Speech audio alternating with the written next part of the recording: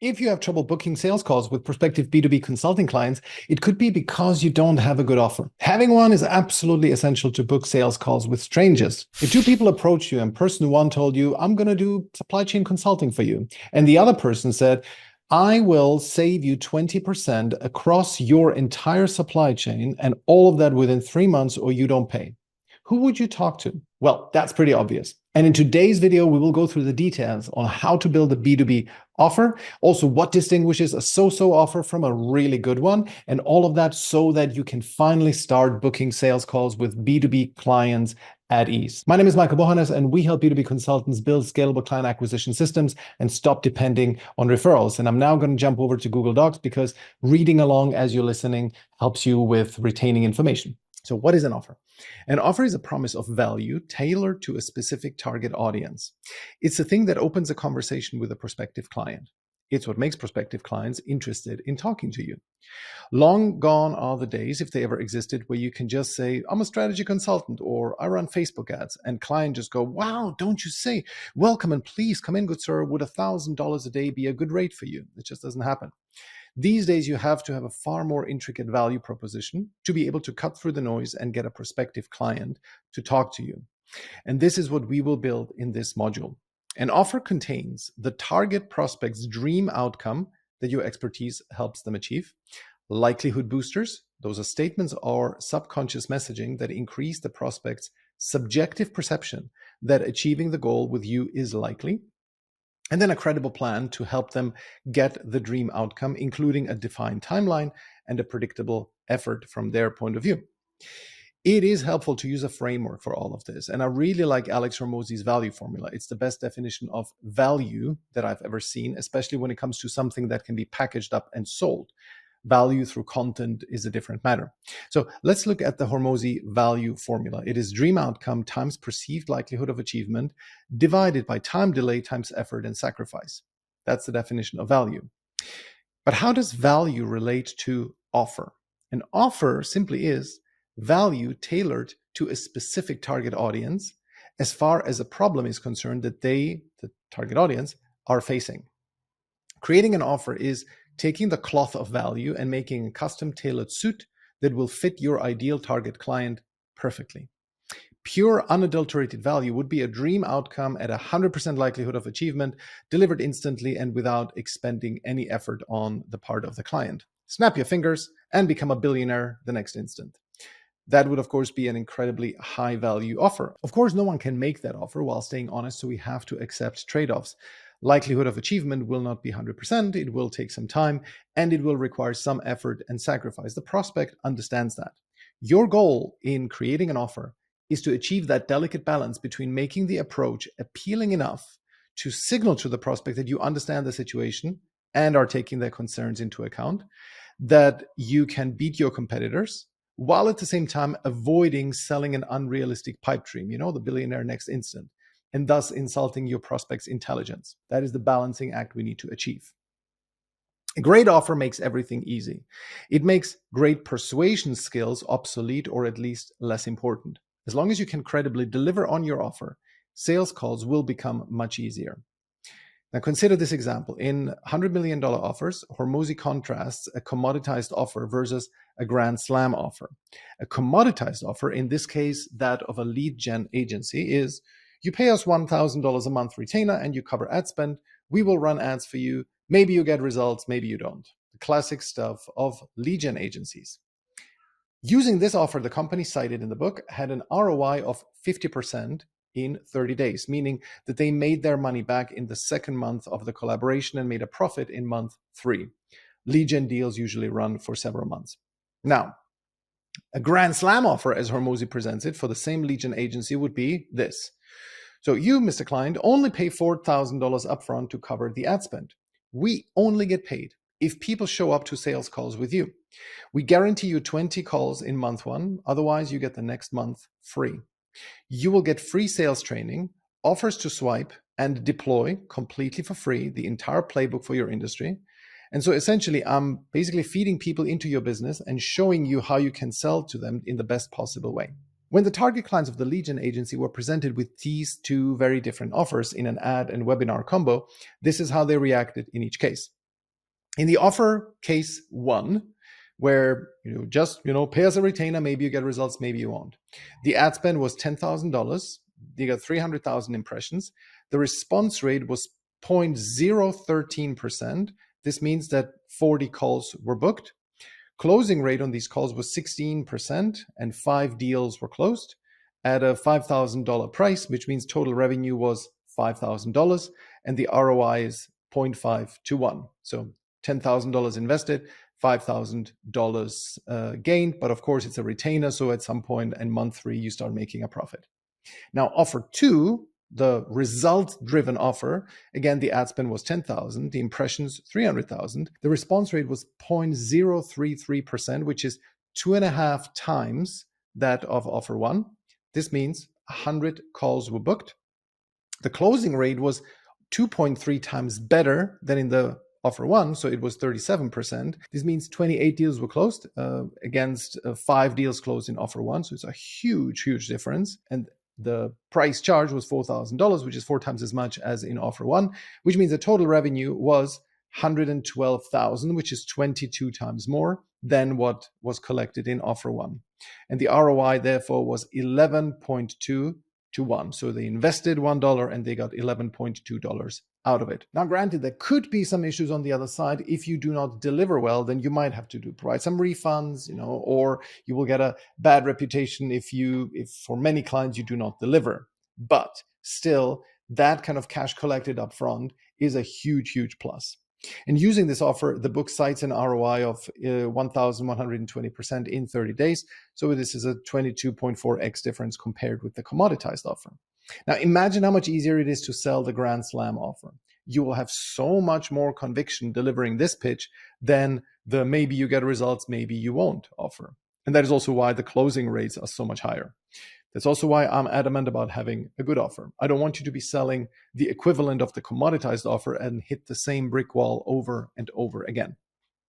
Now, there's a distinction that Hormozi doesn't draw, and I draw it, which is Grand Slam offers versus 10% offers. Because make no mistake, to make the Grand Slam offer above work, you need to be very good at your craft already, or you'll be taking a massive risk in that you promise these results and you won't be able to meet these expectations in most cases, and thus you will not make any money and be working for free for a long time. However, even if that's not a desirable outcome, the you not making money part, it's still a good path to take because you will learn faster. If you force yourself to have to deliver, you will learn, right? You will close far more clients with the Grand Slam offer and thus get to do more work and thus learn more. You will also maintain a better reputation if things do not work out, because while the client will have wasted time and ad spend on you, at least you didn't benefit from them. Compare this with a commoditized offer that maybe you get results, maybe you won't, where you will close fewer clients, have therefore fewer opportunities to learn, and also those clients who don't get results, they will be upset. If you can live with not making any money early on in your business journey and brute force yourself into developing your skills in this way, you will make the fastest progress. But sometimes we just need to be realistic. We do have to put food on the table, and what might work for a 20-year-old in his mom's basement who doesn't have any monthly expenses might not work for you if you have a family to feed. So at this point, we need to decide if you'll go for a Grand Slam offer or you will create what I call a 10% offer. An offer that is better than 90% of what's out there, but it doesn't risk your livelihood. Now, the Alpha Lead Academy, which is what we sell, is not a Grand Slam offer. It is a 10% offer, because the Grand Slam offer from Hormozi's book is truly such an offer that no business owner in their right mind should be willing to reject, because there is very limited risk, there's substantial downside protection, and the client doesn't have to do any work. In contrast, the Alpha Lead Academy offer has one major downside. I have not figured out how I can reduce the effort and sacrifice part of the equation. Right? So because you remember the denominator of the equation, which is time delay times effort and sacrifice, is high, because many people do not want it to take 6 months, and they do not want to put in, the 250 hours of work that it takes over the course of these 6 months. In fact, the most frequent objection I get on sales calls is that people don't want to do the work, that it's just too much work. Now, you, of course, do, which is great because you don't live in La La Land. Most people, unfortunately, they do want to stay in La La Land. Okay, With that said, there are some offers that are not suitable for outbound. Before we get into the detailed anatomy of an offer, we have to face the fact that not every offer is suitable for outbound. Some offers are so unique and arcane or require so much upfront trust that approaching people cold has too low a likelihood for success. And since outbound, cold email and LinkedIn DMs is at the core of our systems, we need something that works. If you plan to offer something that is not as straightforward as we help you grow revenue or lower your cost through method X, we help you implement system X in time frame T, where system X is something well known that they want, for example, let's say SAP or OKRs or Agile. Or, for example, we help you improve your Glassdoor rating by X% within Y months. So if you do not offer something as straightforward as that, then we have to make sure that your offer passes the critical density test. Now, this will only apply to a minority of ALA members, so I won't go into much detail here, but if any of the topics in the below list are an issue, then I've created a video which you can see here, and I'll link to it in the show notes. It's called the ultimate test to see if your B2B consulting offer will scale, critical density test. Go through this and see if you pass it, because if you do not, then it might be really tricky for you to be successful with your offer. Okay, if your offer fails to pass the CDT, we need to rework it until it does. The only alternative would be that you will be confined to only doing content and activating your network and incentivizing referrals. In that case, outbound will almost certainly not work for you in case you do not pass the critical density test. All right, so what are the questions to ask whether your offer passes the critical density test? Number one is density of pain among the target audience. And I mean density, meaning if you took 100 people in your niche, how many of them have the problem that you're trying to solve at any given time? You should aim for at least 20%. It's key to factor into this number the frequency of how often the problem is occurring. Example, if a problem only occurs every 5 years at your target clients, and the window to sell to this problem is, let's say, 3 months wide, the time when it's high priority enough that people want to consider solving it, then your pain density is only 5%. It's 3 months out of 60. That is too low to be successful with outreach. That is the problem at the core of the blue moon scenario. I talk about the blue moon problem. That is when a problem occurs too infrequently for you to be successful with outreach. Proactive business development for blue moon problem businesses almost always fails.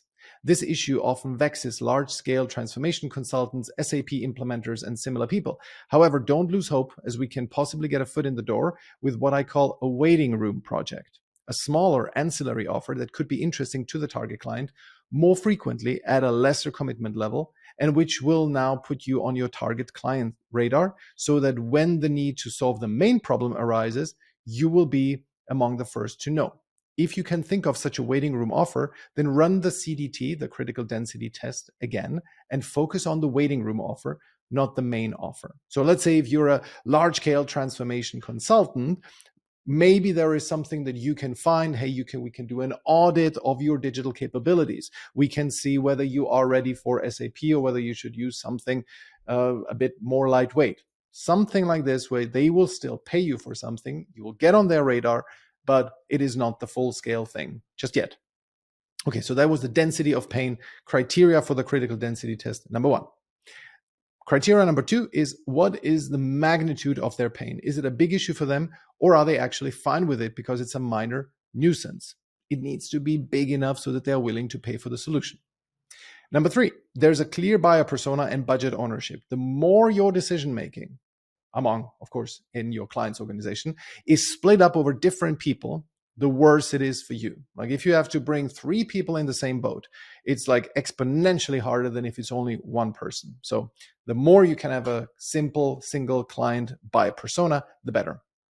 Point number 4 of the critical density test is they understand you have the solution to their problem. If it takes a long time to explain that the pain they're experiencing is actually due to a fundamental problem that they haven't resolved, you are also at a big disadvantage. Specifically, very often when strategy consultants suggest that that issue that you have, the fact that you're not selling well, is actually a strategy problem, well, you have to spend a lot of time explaining that, because they might think, well, we just don't have good enough salespeople, or we need to improve our compensation structure. Our sales leader is not good enough. He or she is not incentivizing their team, and so on. That is what they might think is their problem. But you, as a strategy consultant, might see more deeply, and you might conclude that this is actually a strategy problem. But if you have to educate them about this, you have to first convince them, oh boy, wouldn't want to be in your shoes. Okay, so the more they understand that you have the solution to their problem, the easier you will pass the critical density test. Then there's the inner sanctum test. Are you solving a problem that is very close to home for the company? For example, their innovation strategy or strategy overall. The fewer people in the company know about the problem, and the more senior these people are, the more embarrassed they are that they haven't figured out the problem on their own, solution to the problem on their own. And the less they will be willing to discuss it with a stranger who approaches them using outbound methods, for example, cold email. And the same applies when the problem the client needs to solve is big and all-consuming for them. In that case, they will have activated their entire network, they're assembling a team, and they are all rowing in the same direction. And they will not risk the success of their make or break project by hiring someone they just met who doesn't come with references. Okay, so that is what I call the inner sanctum test. If it is close to the inner sanctum of the company, you would want to show it to very few people that you have this kind of problem, then the harder it gets to penetrate with a offer using outbound methods. Example here, my LBS professor when I was doing my MBA at London Business School, there's a guy called Bert de Rijk. He's a global expert on project management who has run highly complex projects such as restarting New York's subway system after 9/11. You cannot get those types of gigs through outbound prospecting. No one at the New York subway system will respond to a cold email and take you on as a project manager, right? And so that is a classic case of a project being such, or a skill or an expertise being such that outbound will be very difficult to achieve. Okay, sixth point in the critical density test is client size. The bigger the client, the harder it gets to get through the door. That is because from a certain size, usually about, let's say, 500 employees upward, companies become self-sustaining universes that can source any external help they need through their network.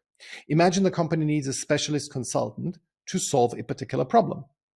They can immediately ask 500 people whether they know someone and have an existing stable of consultants, investors, advisors, and other service providers who can share their contacts. That way, it's practically impossible for a sufficiently large company to not be able to solve any problem if they focus on it, right? Usually their challenges comes from the fact that they're not focusing enough on a specific problem, prioritizing from the million problems that they have on the ones that will move the needle and improve their long-term position, right? But it's not that they do not have the skills or expertise to do it. It's all about the focus. And therefore, the less likely for you to be able to breach those walls, for you as a consultant who wants to penetrate the walls via an outbound approach. Again, this doesn't mean that all is lost, because you can absolutely charm your way in over a long enough time horizon, especially with a high quality, let's say, podcasting and interviewing strategy. And there I recommend that you look at the podcast module. But it means practically zero chances for cold outbound. And the final point in the critical density test is, do they believe they need an external provider? If you repeatedly get people on sales calls saying things such as, oh, wow, thank you so much for your time. That clarified a lot of me. However, we can do that in-house. We will not need you for it. Then you have another problem on your hands. So all of these 7 factors, you need to consider them and sort of give yourself a rating in them. And if the ratings are pretty negative, then it means that you are not passing the critical density test. Okay, so do run through this, and the whole upshot of this is, if you do not pass the critical density test, you need to modify your offer until you do. Because if you cannot create an offer that passes the critical density test, you will always have to rely on content and your network to get you new clients, which is unpredictable. It's really hard to scale a consulting business if you cannot do outbound and proactive client acquisition. Okay. Now with that, let's get down to brass tacks. Let's remind ourselves again of the Hormozi formula. Value equals dream outcome times perceived likelihood of achievement divided by time delay times effort and sacrifice. That is the definition of value. And an offer is value tailored to a specific target audience. Okay, so that's just to recap. And let's now go through its individual elements and how we can influence them. Our goal here is to pick a worthy dream outcome, maximize the perceived likelihood of achievement, shorten the time delay, and lower the client's effort and sacrifice as much as we can. Okay, let's talk about the first element of the value formula, that is the dream outcome. This is the goal your target audience wants to achieve. And the prerequisites for the outcome to be dreamy enough are, first of all, it has to be objectively verifiable. This is the most important element in your offer. Get this right, and you are halfway there. It needs to be objectively verifiable whether the dream outcome has materialized or not. Money is, of course, the best yardstick here. Grow revenue or lower cost. That is the best way to formulate the dream outcome. Whenever you can, tie your offer to more money for your client. Also, you don't want to be too simplistic here. Just more money can be a sign of amateurishness if you're selling to a niche audience who aims to increase specific metrics. For example, when you talk to fashion retailers, you'll be more successful if you promise to increase a metric like conversion rate, basket size, repurchasing frequency, etc. Mentioning one of these metrics can be a very good way, and of course is often the bare minimum, to signal your expertise and the fact that you know what they care about. If you approach a fashion retailer and say, hey, we're going to make you more money, that's ridiculous, right? No one will even consider you. But it doesn't always have to be only about money. It can also be about reaching a specific desirable non-monetary goal, as long as it is falsifiable, okay? For example, these can be quantifiable. For example, shorten the time to hire by 20% and increase your Glassdoor rating by 20%. Or they can be non-quantifiable. For example, implement OKRs or move from waterfall to agile in software development. Either you are using OKRs every quarter or you're not. Either you are using agile or you're not. An impartial, objective observer could come into the business and conclude, yes, this company is using agile. Of course, there's a little bit of gray area. It's not completely binary whether using agile or not, but in many cases, such as OKRs, it is. Okay, so while most objectively measurable offers are money-based, they do not have to be. And to contrast, there are some dream outcomes that are hard to sell. For example, build a world-class positioning. Well, sure, they will have a positioning after working with you, but will it be world-class? Who judges that, right? And how long to show that it was effective? If instead you sold a positioning overhaul that will result in 20% more revenue in 12 months' time, well, now we're back to a good outcome promise, because this is objectively verifiable and falsifiable, at least if you have methods to attribute the revenue uplift to the new positioning. Another dream outcome that is hard to sell is better strategy. It is simply too woolly an outcome for prospects to respond to, because whether the strategy that they will get is indeed better massively depends on the strategy consultant. And another type of dream outcome that is hard to sell is breaking through your limitations, get clarity, and become bulletproof, and boost your impact, and un-F your mind, right? The outcome is mostly subjective.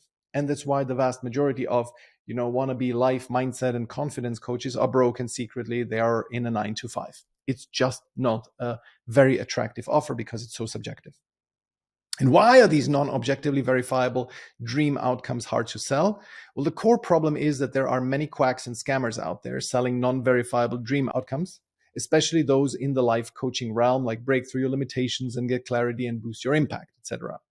For every solid life coach worth her salt, there are 99 total muppets who are bottom feeding in the shallows of LinkedIn, taking advantage of the naive and gullible. These people flock to non-verifiable dream outcomes because it's easier to hide your incompetence if you do not need to deliver objectively verifiable results, and only subjectively verifiable. Let's say, I feel 7 out of 10.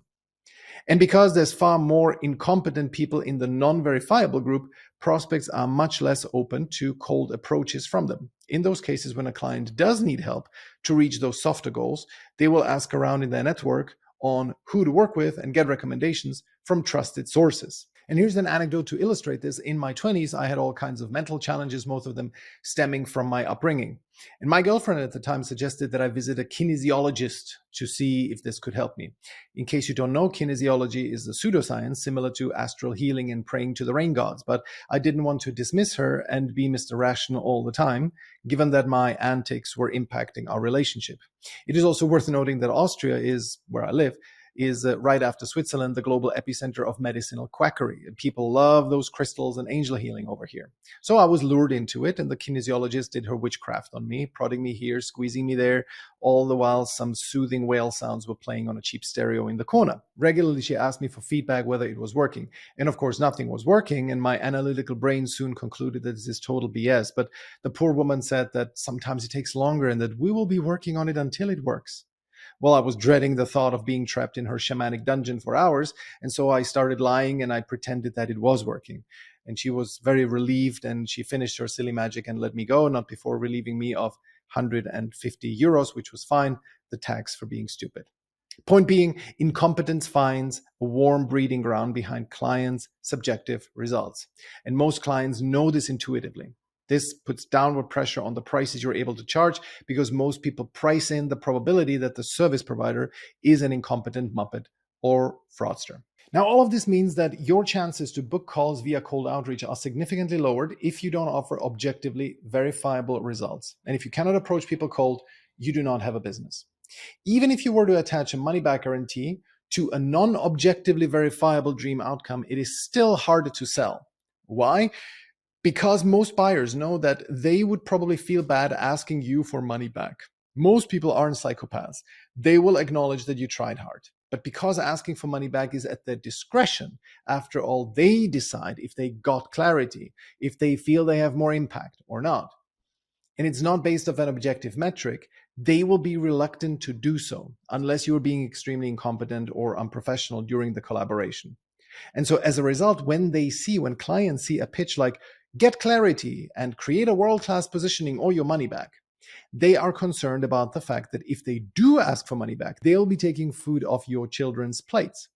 All of this goes through their mind subconsciously as you are approaching them cold, and it makes them reluctant to respond.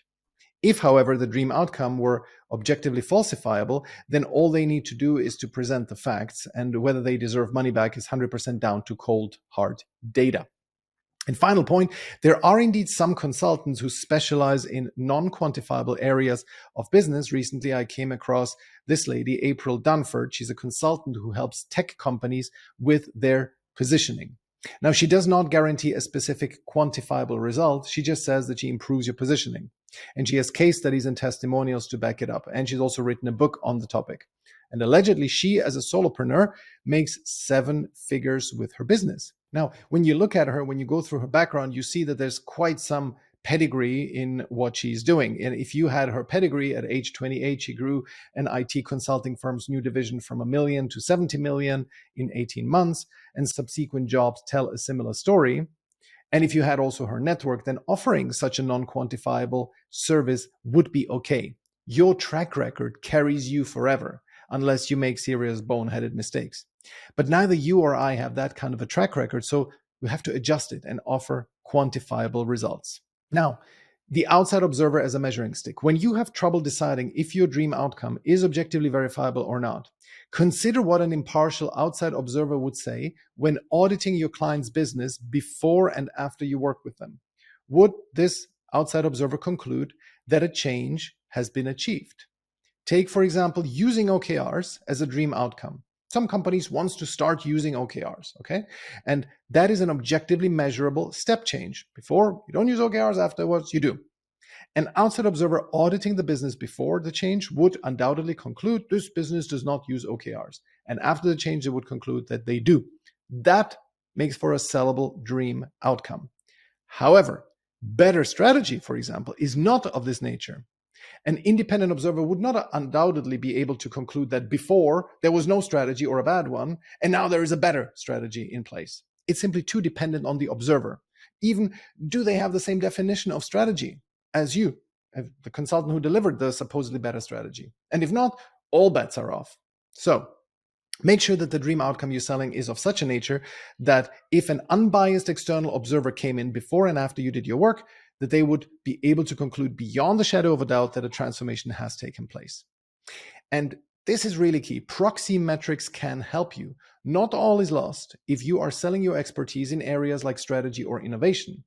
While a better strategy or a more innovative culture are impossible to measure and therefore do not pass this test, it needs to be objectively verifiable.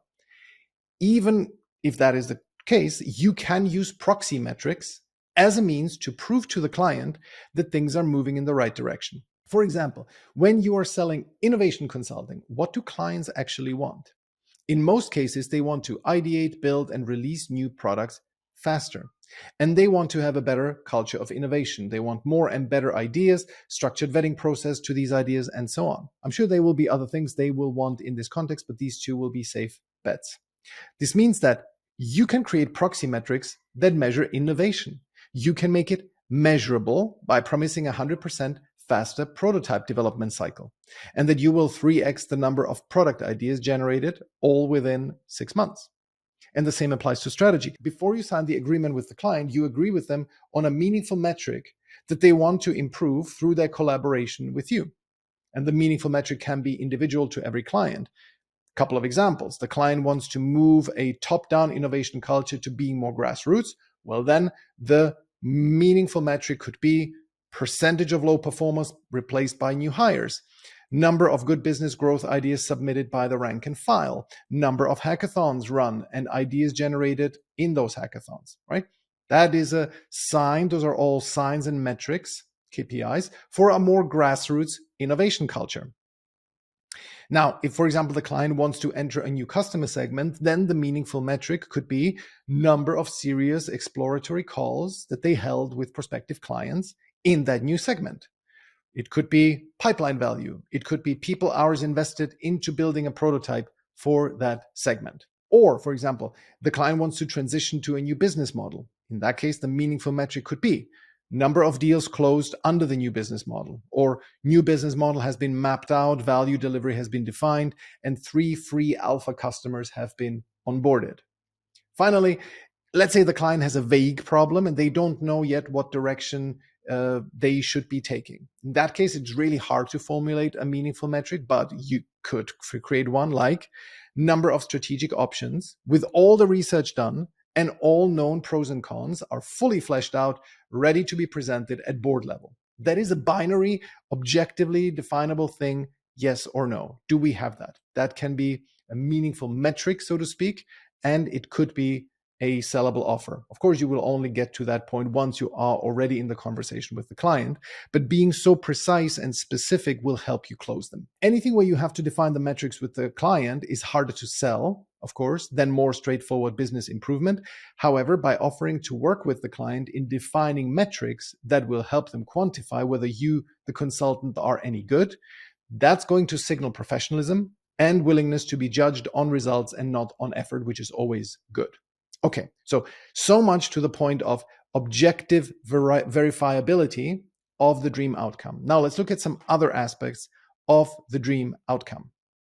The dream outcome signals your expertise in your client's domain and hints at the path that you intend your client to take. If I said that the dream outcome I sell is more money, that would be true. It's what you're here for.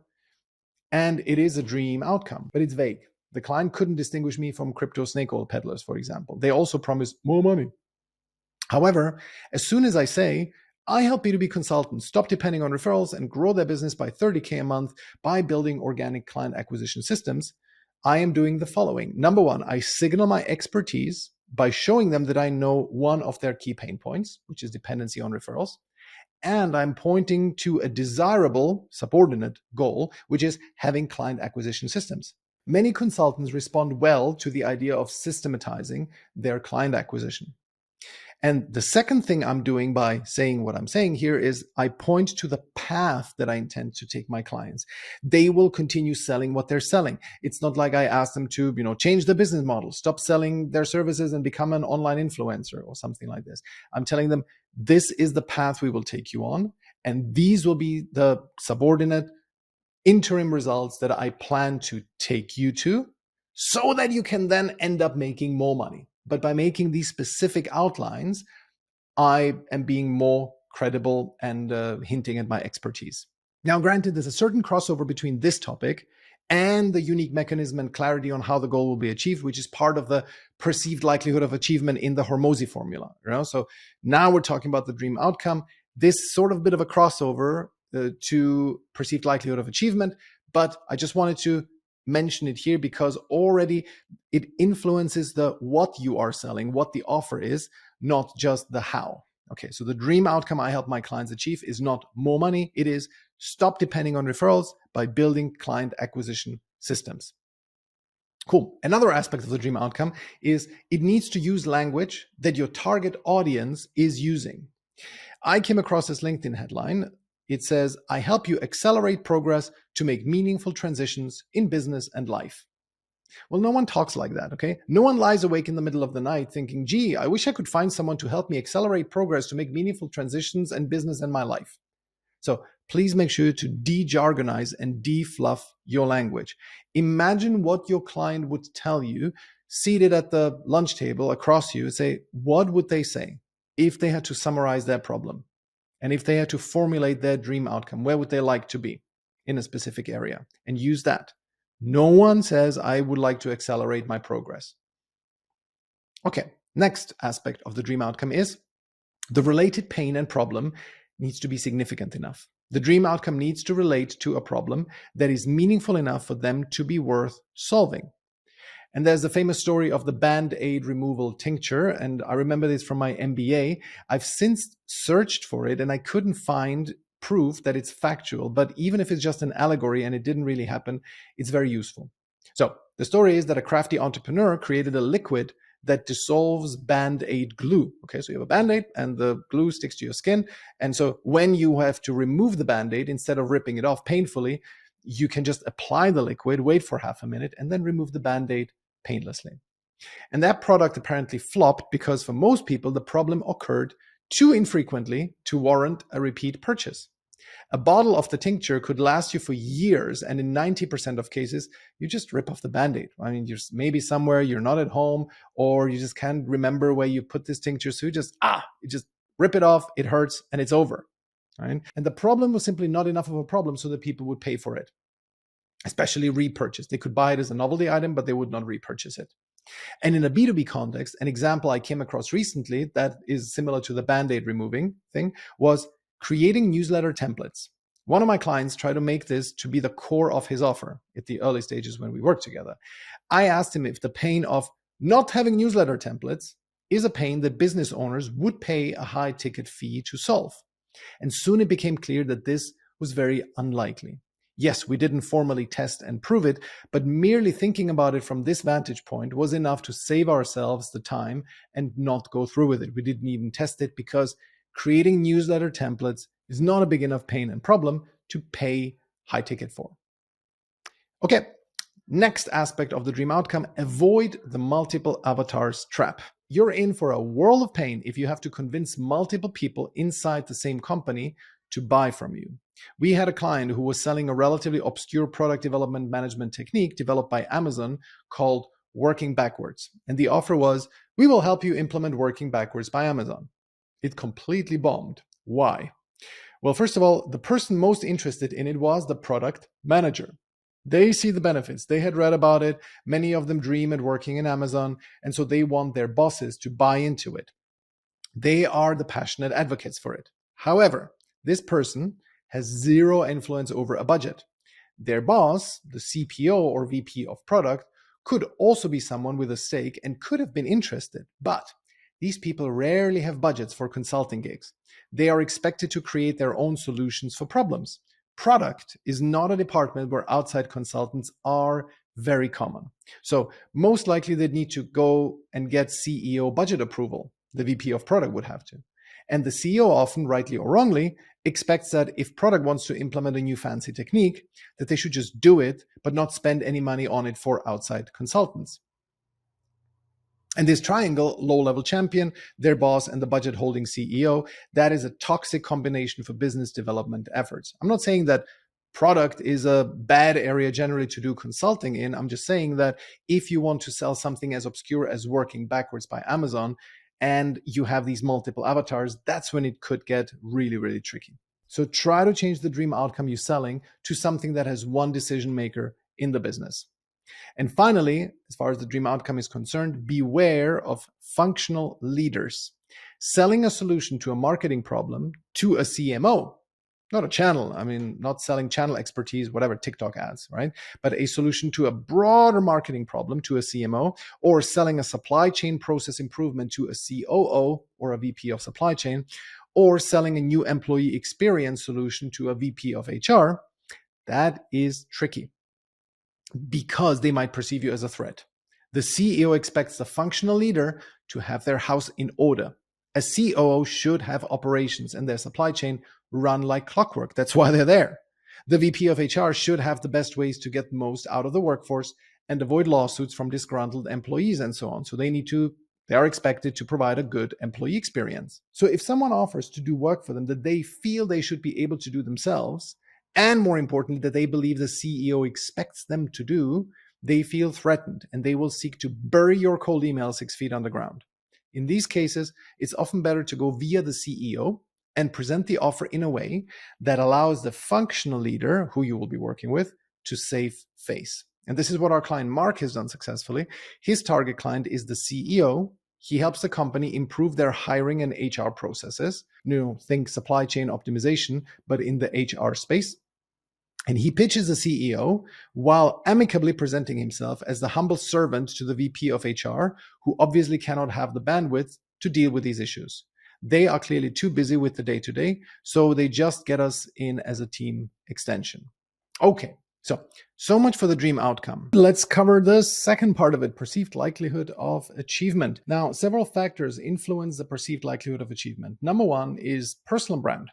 Imagine you get 2 emails with exactly the same offer, but one comes from a random Gmail address with dashes and numbers in the handle. You cannot find this person on LinkedIn, no website to be found. And the other one comes from Simon Sinek, who would get your business. It's pretty obvious, but don't despair, as you don't have to be business famous to make sales with your offer. We just need to understand that the reason why you would give your business to Simon Sinek is because you believe that by working with him, you are more likely to achieve your dream outcome. His personal brand is simply an accelerant of perceived likelihood of achievement. And the reason I encourage you to post on LinkedIn right from the start and on YouTube as soon as you have your outbound systems set up is because I want you to kickstart the acceleration of personal brand. Of course, it takes a good while to build, and in the first year of your systems building, the vast majority of your new business will come from your outbound, unless you already have a strong content presence. So let's continue focusing on this while also allowing for some time to build your personal brand. At the very least, we need to have a solid LinkedIn profile. And if you have a website, you don't need one, to be fair, but having one adds to your credibility. One that is in line with what we say on our LinkedIn profile. That's important. Anything short of that, and you are actually decreasing the perceived likelihood of achieving the dream outcome for your client. So personal brand, very important element of that, but you don't need to be super famous. Good. Next element in increasing the perceived likelihood of achievement is methodology and roadmap. The client needs to know how you plan to help them reach the dream outcome. For example, the dream outcome that I help sell to my clients is stop depending on referrals by building organic client acquisition systems and make 50K in new revenue from our systems in the next 6 months. That could be achieved through different methods. It could be running webinars, public speaking at events, building out a variety of products for different sub-niches, becoming a LinkedIn influencer and selling a low-ticket product, right? All of these are viable, some more than others, ways to growing your business. And so I need to signal to my audience what flavor of transformation I'm selling, i.e. the methodology. There are many paths to riches when it comes to selling B2B consulting services, and I only have expertise in a few of them: cold email, LinkedIn conversation prospecting, YouTube, LinkedIn content. And so I only want to speak to people who see these tactics as promising for them. Sure, I could also try to win someone over to my methods, and on occasion I have changed people's minds who were thinking of taking, let's say, the public speaking route, and then they signed up with me, but that's quite rare. As a rule, I was only able to convert people who knew they needed to do cold outreach, do better content, and have systems in place. So we need to signal our methodology to our prospects in order to have them book a call with us, because being too vague would lead to too many unqualified leads on calls, which would lower our conversion rate. And we mention our methodology at the top of our funnel, i.e. our website, the LinkedIn About section, and our cold outreach, just so that we don't get people with the wrong expectations to book a call. Also, you can add the ingredient of curiosity and pattern interrupting when you disclose your methodology by overtly excluding an element that most prospects think is part of the mix and that is burdensome. For example, you say get lean and fit without giving up on junk food, right? That's an easy example. It's not B2B, but it's a good evocative example. Because there's LinkedIn fitness coach Gav Gillibrand does that. He does that really well. He often records videos of himself eating Doritos and bragging how he indulged over the weekend, right? So most people think to get lean and fit, you have to give up on junk food. He kind of counters that by saying, no, you don't have to. You just have to do a couple of other things. When it comes to more B2B, you say build client acquisition systems without putting all your eggs in the LinkedIn basket. That would be another thing that is arguably something that some people believe, I have to do focus more on LinkedIn.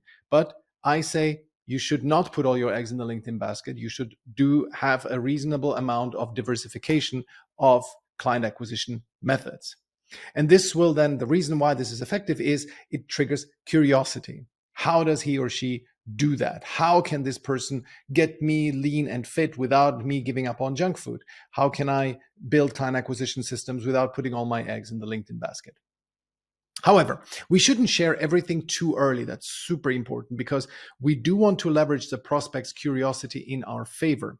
Many people book sales calls because they're intrigued by the promise and a hint at the methodology, and now they are eager to learn the details. Sharing too much about the methodology exposes you to been there, done that risk. Clients thinking, I tried that. It didn't work, which kills the opportunity. By keeping the mystery alive, you reduce the been there, done that risk. How much detail to share at the top of the funnel is more art than science. When you write your offer, try to strike the balance between intrigue and straightforwardness to your best ability. And we will review it together.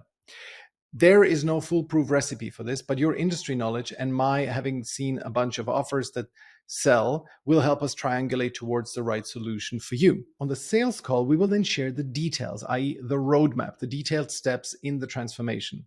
You want to be able to go into lots of details if they ask. And here, the been there, done that risk is much lower because if they hint at I've tried this to them, you can easily diffuse it by asking, how much have you tried of this? Have you had an expert advise you on this? And so on and so on. You can easily show them that they've maybe been there and done that, but they haven't done it well. And then you can still sell them on the product, on your solution, on your methodology.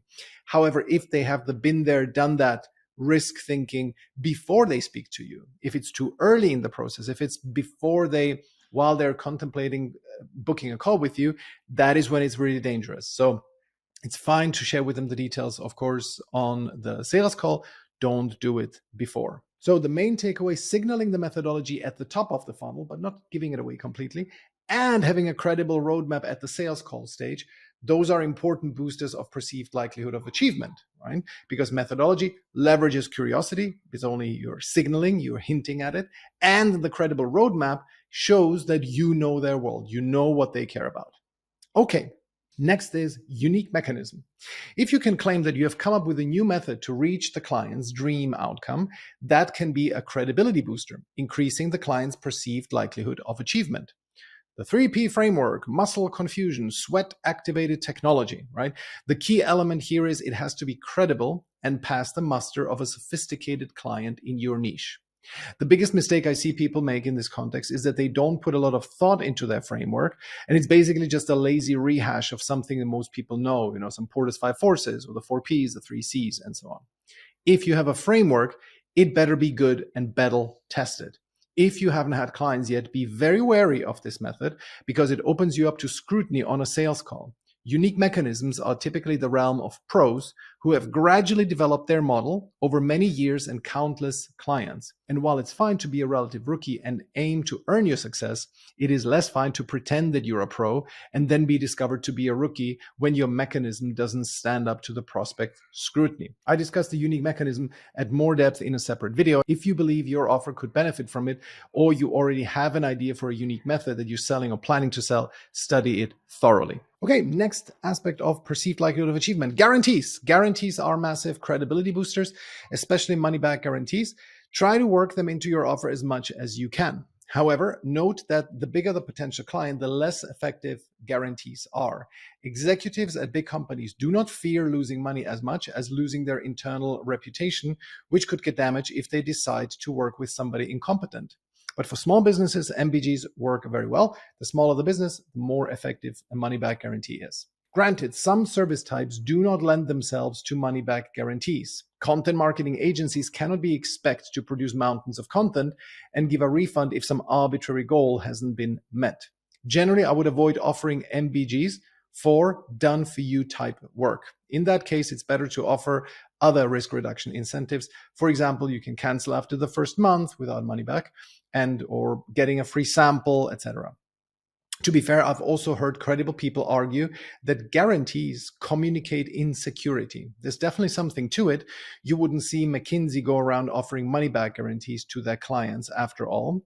However, you don't see the bottom of the market offer money-back guarantees either. That is interesting, right? Because most middling consultants flogging a $500 day rate will never stand up for their product or service in a way that puts their own livelihood at risk. Their motto is basically, well, pay me and accept the risk of never getting a result. I will try my best, which might not be very good. So I see an MBG presented without puppy-eyed desperation as a good combination of honesty and confidence, right? You're communicating, yes, we are not the top 0.1% of the market. We are also not priced that way either. But we are definitely in the top 20% of the market and we want to reach the top. We watch out for you, Mr. or Mrs. Client. We want you to get great results. And if we cannot help you get great results, we don't want to profit off you. Also, I strongly believe that the net effect of money back guarantees is positive. Yes, some prospects might be put off by it, but more people will be attracted by it because in the end, it is what it is. Their risk is lowered no matter what anyone says. Now, many of our clients are afraid of offering a money-back guarantee when they join the program. Their line of reasoning is, well, I cannot guarantee an outcome. So much depends on the client implementing my recommendations and doing the work. Well, that is not a problem. Obviously, the money-back guarantee is conditional on the client doing their part. Just like in the Alpha Lead Academy, our clients sign T's and C's where it's clearly stated under which conditions they are eligible for a money-back guarantee.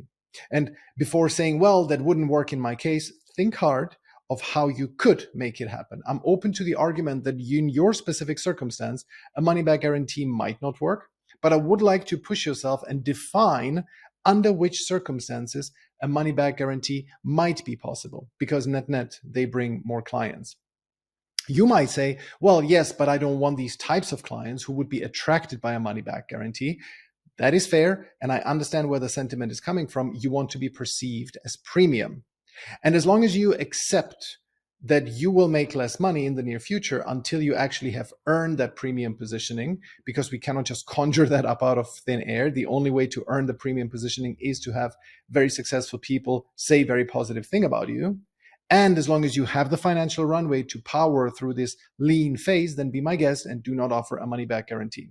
But if you have to put food on the table, then a guarantee of some sort it is, and I recommend that you consider one.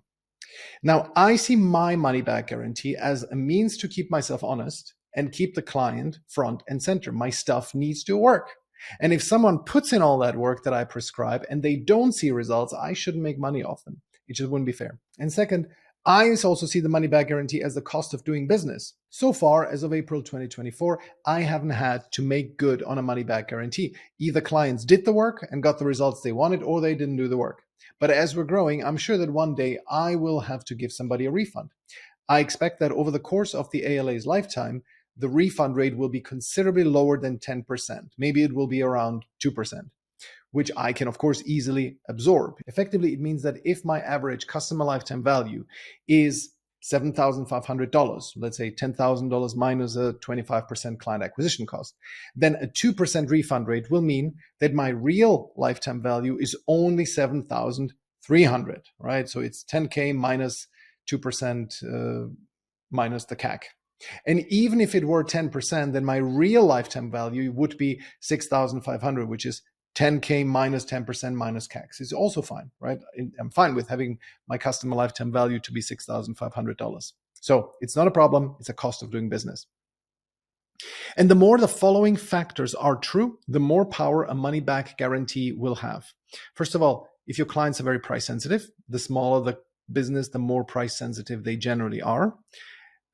If you are early on in your journey and you have few to no client testimonials and success stories, and you deliver a tangible, measurable result, remember this from the dream outcome section, don't offer money back guarantees purely based on satisfaction and other subjective factors. However, we do want to calibrate how proactively we communicate a money back guarantee. We don't want to put it on our public banners either. That can come across as desperate.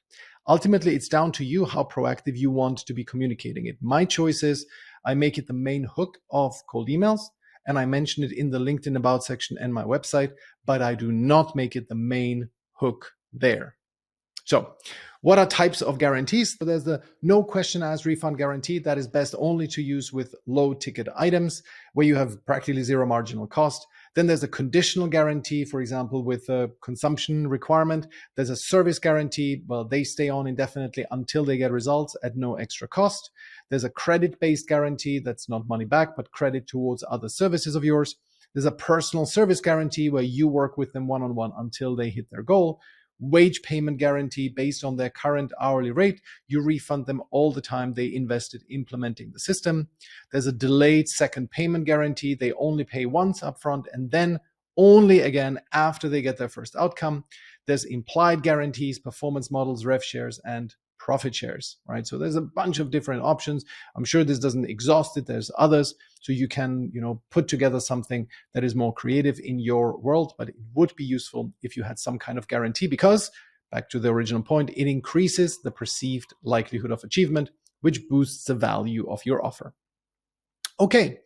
Next one, what also increases the perceived likelihood of achievement are trial periods, discounts, and working for free.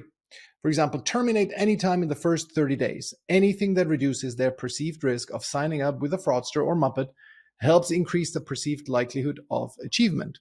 Why? Because the unspoken line of reasoning in the client's mind is, well, if they were incompetent, they would try to lock me into a contract that I cannot get out of.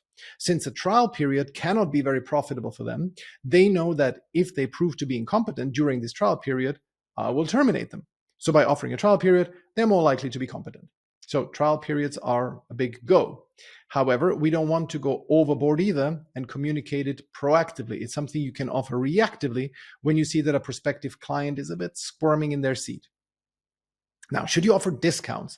When you're early on in your journey, yes, but always make sure to frame it as I'm going to be selling this service at 6K, but because you're one of the first clients, I'll give it to you for 1K, right? You want to project the high value of your service that you're only temporarily discounting in order to get case studies.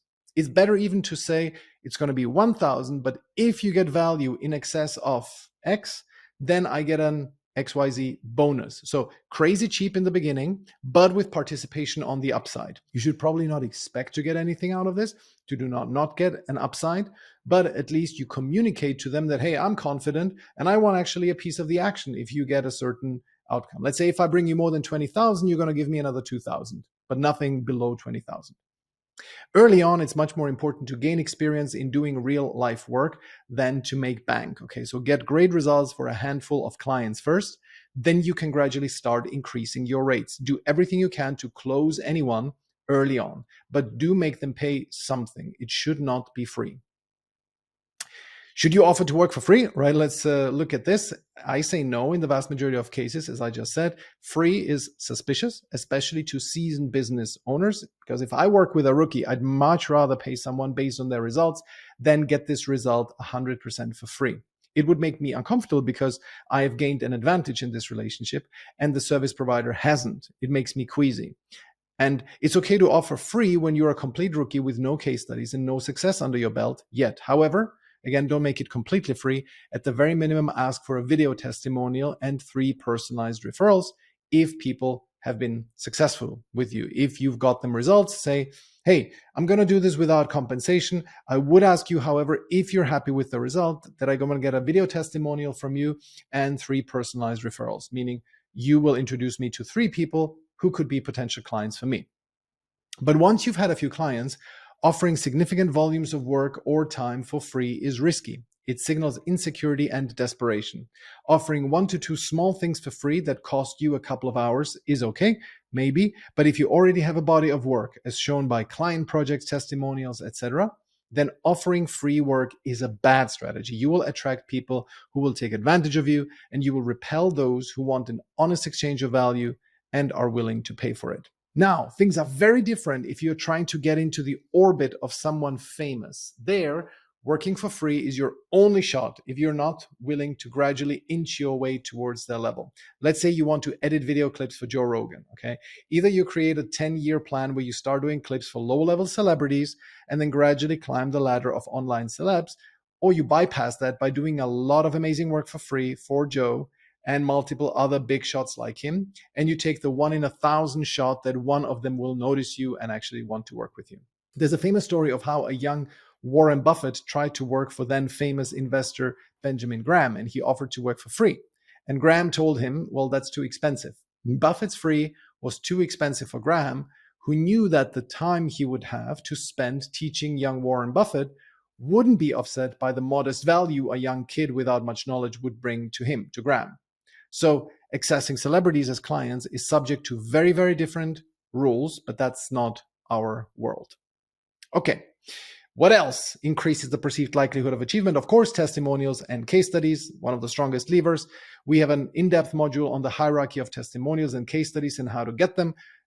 In a nutshell, it's all about the more video you can produce, the better. If you have somebody who's happy to testify to your qualities as a service provider, get them on a Zoom call, ask them questions, how it was before, how the problem was before you joined them, how it was working with you, and what results do they have now. That is much more powerful than just a written out testimonial. So try to get videos, and we will get to it in one of our next sessions, but don't start with it at this point yet, because the kinds of testimonials we will ask for will depend on the offer and service type that we will be selling to our clients. The next booster of perceived likelihood of achievement is the ability to roll back individual pieces of the plan. That's relatively specific for a couple of service providers, because when your service consists of rolling out complex measures that could fail, you ideally want to offer clients the ability to do rollout in a phased way where one measure gets rolled out only after the last measure's effect can be measured. For example, one of our clients helps retailers improve their in-store profitability. Some of his work consists of changes in the store's layout, staff training, and process optimization. These measures can be costly. Now imagine this, the client rolls out those changes all at once. Conversion rate and profitability don't move an inch. Why is that? Could it be that measures 1 to 9, they alone would have brought an immense upside, but they are all offset by measure number 10 that had a very negative effect. Okay, so it's plus, minus, and the net effect is neutral. So it's much better and safer to roll out these measures one by one and monitor performance. So if your offer can be modularized in this way, you can offer it to the client that, hey, we will go one by one, step by step, and this is how we're going to be rolling it out. This promise increases their perceived likelihood of achieving the goal with you. Okay, so try to modularize it and have the ability to roll back aspects of your work. Okay, offering the client the ability to roll out measures one by one and monitor performance sequentially can help them get sold on your system, at least as long as you are relatively new and unproven. Okay, next aspect, pricing. The more favorable pricing terms you can give, let's say pay on results, revenue share, etc., also decreases the perceived risk, and with it, they increase the perceived likelihood of achievement. Of course, those are not great business models. You don't want to be charging revenue share. You don't want to have pay on results, only result, because those methods are not great, and I don't recommend them as a matter of course, but especially if you're early stage, offering a revenue share deal or two in the beginning just to prove yourself can be useful, but in the long run, you should not be relying on them. Then, that's an interesting one, your appearance and how you speak, okay? That also greatly influences the perceived likelihood of achievement. The first part of this is your appearance as a human, should go without saying. Dress nicely and look good as much as you can. Your appearance on camera. You don't have to buy the best camera equipment, but a simple webcam above your line of sight, so that you avoid the triple chins and I can see 3 inches into your nostrils effect, and a small ring light, and also some kind of like a reasonable, decent background, not your unmade bed in the background. as well. Then audio quality, arguably more important than appearance on camera. If you are hard to hear and understand, you'll totally lose the deal. And I'll tell you on our calls if your sound is not up to scratch. And then how you speak. That's a trickier one to remedy. Accents are not a problem, but imprecise languages as like verbal debris, saying likes and and stuff like that. Stuttering, repetition, not finishing sentences, etc. It's a long-term project to fix these things, but a good start will be for you to listen to your own recordings and to read a transcript of your portions of the sales call. Is what you are saying sharp and punchy, or is it a word salad of cliches and vagueness? So much for the numerator half of the value equation. We've now covered dream outcome and perceived likelihood of achievement. Now, please, I want you to go to this document and write down your boosters of perceived likelihood of achievement. Then you come back here. It is the same working document. You've already filled out the dream outcome. Now fill in the boosters of your perceived likelihood of achievement. Okay, let us now look at the denominator half. At the bottom of the formula, time delay, that one is pretty easy. Make sure you mention a definite time horizon within which your clients will achieve the dream outcome. And the more you can reduce time to results, the better. Here, I strongly encourage you to think from first principles. If right now, the average time to result for your clients is 3 months, is it somehow humanly possible to cut that down to 3 weeks? If somehow yes, and challenge yourself to not accept your own BS here, then set that expectations and then figure out how to deliver this kind of result. There's this innovation agency in Germany called Granny and Smith. You can look it up at grannyandsmith.com. They work with big corporate clients and they promise to bring a product to market in 1 week's time. Okay. Now, for anyone in product development and innovation, that's a preposterous timeline. And I'm sure they all have a lot of caveats in the small print, and it's a matter of definition what product to market actually means. But even with the most conservative assumptions and hedges, they have to deliver something that resembles that offer. And that is impressive. At least it makes people curious and they want to know more. So aim for something like that. And then there's effort and sacrifice. Effort, that's something your clients haven't been doing, but now will have to start doing. And sacrifice, it's something that they so far have been doing and now need to stop doing. Okay. And the more clearly you can spell this out for them in your offer, the more confident they will be that you know what you're doing. As long as these points aren't too onerous on them, they will invest. Case in point, on sales calls, when people ask about how much time they will have to invest per week, I give them the number of a total of 250 hours to build client acquisition systems. If they spread it over 6 months, it'll be 10 hours a week. If they squeeze it into 3 months, they will spend 20 hours a week. And that is it for the value formula. Now, you have to be able to point to these 4 elements in your offer. If I ask you what's the dream outcome, you have to immediately respond, reduce operations cost for freight forwarding companies by 20%, or whatever your dream outcome is. When I ask you what's the effort and sacrifice in your offer, you have to say without hesitation something like 250 hours of undistracted work following our playbook. That's my effort and sacrifice. What is yours?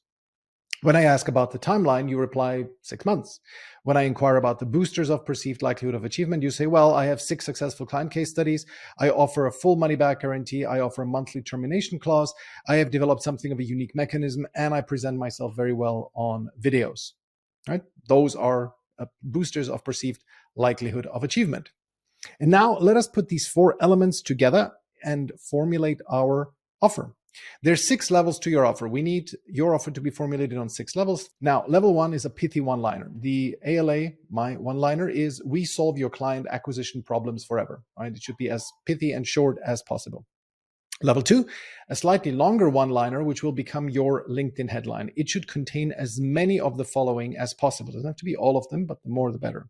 So it has to have the target audience, the pain that you alleviate for them, the transformation you sell, the outcome you get for them, how you solve the problem, the unique mechanism, or at least a hint at your methodology, how much time it will take to solve the problem, how much effort it will be to solve the problem, and how do you increase the perceived likelihood of success. Now, which ones to include? Because there's only so much you can squeeze into 1 or 2 sentences. Well, that depends on what your target demographic is most likely to respond to positively. It could be the emphasis on alleviating the pain. It could be the promise of a very desirable outcome. It could be the emphasis of how quickly it will go. Only you will know what your target clients most want. Hint, check at what your competitors are promising and then emphasize something that they don't emphasize. It is worth testing a few LinkedIn headlines with your target demographic and asking them which one appeals to them the most and why. My current LinkedIn headline is "Stop Depending on Referrals, Helping 120 plus B2B Consultants Add an Extra 30K a Month and Solve Client Acquisition Forever." It would be too unwieldy to try to cram all of these bullet points into a LinkedIn headline. That is for the next level. And the next level is the elevator pitch. Now, this is something that takes about, let's say, 30 seconds to say and should contain all of the bullet points in the above, right? So here would be mine. We help B2B consultants build client acquisition systems, stop depending on referrals, and solve the problem of client acquisition forever within 6 months. Clients invest 10 hours a week, and gradually they transform their haphazard networking efforts into an organic client acquisition machine. Our results tell the story. We have now worked with over 120 clients, and everyone who followed our playbook has had at least a 3 times return on their investment with us. These results allow us to offer a bold guarantee. If you implement our systems and don't make at least $50,000 in new revenue in the 6 months of our collaboration, you get a 100% refund of what you paid us. I've highlighted some of these sections just to show you where I have all these elements in there. So this would be the dream outcome: the build client acquisition system, stop depending on referrals, and solve the problem forever within 6 months. That's the time delay. Invest 10 hours a week. That hints at the effort and sacrifice. This, how many clients we've worked with, is a likelihood booster. 3 times return on their investment that our clients had is a likelihood booster, and the money back guarantee is a likelihood booster as well. So the level 3 that I have is good, I would surmise, because it has a dream outcome that's meaningful but not unrealistic. I have likelihood boosters in the form of social proof and a money back guarantee, and we have a clear timeline, and the effort is also pretty clear. Let's get to level 4, the cold email, in-mail, and Loom script and respectful 5-step video. More on this in the respective modules in the outbound prospecting section. So far, the previous offer levels were mainly exercises to sharpen our focus. Level 2 will be public, and level 1 and 3 are mainly for internal use. Now, level 4 is the first impactful real-world introduction of our offer into the market. And I say impactful because it will book us calls, far more calls than our LinkedIn headline. Now, no need to prepare it immediately. You will do so when we start prospecting, but just as a taster, this is one of our in-mails that has booked us calls. So it's a question for Angela. Angela, I hope you're having a great day and that my direct approach is okay with you. I've taken a look at your profile here and your company XYZ, and I'm extremely confident that we can help you add an extra 50 to 100K in yearly revenue within 3 to 6 months using a collection of proprietary systems, all without relying on referrals. And the best part is, if you don't get clients, we don't get paid because we offer a money back guarantee. I would love the opportunity to learn more about your business, your challenges and goals, to see if there's a fit. Would you be open to having a call in the next few days so we can discuss? So that is level 4, the cold email and other assets that we will be sending out to our clients. Now, level 5, that is the sales pitch. Now, you don't need a pitch deck. I've closed dozens of clients without one, but a good pitch deck gets you more conversions. So ultimately, you should aim to build one. Even if it's just a few bullet points, it helps to have a structured summary of your offer and think through the entire song and dance you will give to a prospect once you have discovered that you're a fit. So what should be in a pitch deck? It should be all of the 4 elements of the offer. That's dream outcome, likelihood boosters, timeline, effort, and sacrifice. What the client gets, benefits, dream outcome, a detailed overview of your process. So that's kind of like the features of your service package. Payment terms and options, but not the actual price. And that's because you want to keep your pricing flexible and you want to be able to send the pitch deck to them as part of the follow-up and then not be tied to any given pricing. Then how your risk reversal works if needed. Remember the lead gen agency example from the Hormozi 100 million offers book. Testimonials and success stories, and responses to frequently raised objections. Note that I'm not including a summary of the client's pains and problems in the above list. That's because, at least in my case, people's pains and problems are quite different. While the ALA mainly sells the dream outcome of having a predictable client acquisition system, the pains and problems that clients face are very different because they range from not having any clients and not knowing where to start, having a decent LinkedIn following but no clients coming from it, having tried cold email and failed, not having a standardized enough offer that it can be sold to a specific avatar at scale, and so on. I wouldn't want to list any of these problems in the pitch deck. What I do instead is to verbally summarize their pains and problems during the discovery phase of the sales call. Now, this could be different for you. If your clients are more homogeneous, you might want to include a pain and problem statement. And then finally, level 6, the terms and conditions. Of course, you need to create some terms and conditions if you don't have them already, and that's only needed when you're about to close a client. I would recommend you don't work on them before that. And that's it. Congratulations, you now have a scalable offer. Well, at least the first 3 levels of it. And that's it. Now you have a scalable offer, and you will be able to attract way more prospective clients to talk to you. And of course, the best way to deploy this new offer is by using cold email. But you might be intimidated by all of those LinkedIn gurus who tell you that, oh, cold email is dead, doesn't work anymore. You have to build high quality relationships one-on-one before you pitch someone. I hear these arguments all the time and they are wrong. And so I created a short video for you where I explain what are the 2 key principles that make cold email durably successful, and that beyond any like short-term tactics and gimmicks like AI-driven personalization. And the great thing is, if you follow these 2 principles, you can afford to send way fewer cold emails than you normally would have to. So if that is interesting, click on the next video and watch that.